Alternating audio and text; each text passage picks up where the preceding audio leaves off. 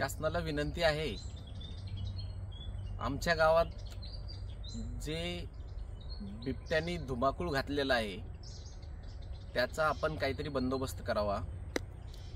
गावातील जे तरुण वर्ग आहेत ते पोटापाण्यासाठी मुंबई पुणे अशा शहरामध्ये गेलेले आहेत। गावात फक्त वृद्ध, लहान बालकं आणि महिला वर्ग एवढेच आहेत। तरी लहान मुलांना सकाळी शाळेत 7 वाजता जावं लागतंय। त्यावेळेस एक भयग्रस्त वातावरण झालेलं असतंय। गुराखी असतात, शेळ्यांकडे जाणारे लोक असतात, त्यांना शेळ्यांकडे जायला, गुरांकडे जायला मनात एक भीती निर्माण झालेली आहे।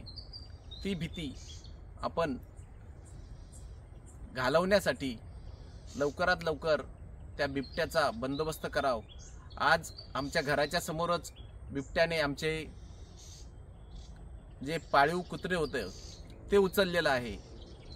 तरी आपणास पुन्हा एकदा विनंती आहे, लवकरात लवकर आपण याच्यावर कारवाई करावी आणि भयमुक्त वातावरण करावे।